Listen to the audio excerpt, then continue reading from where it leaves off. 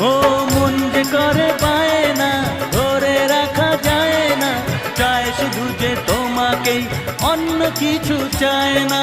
জানাই তোমাকে তা দুটি চোখের ভাষা,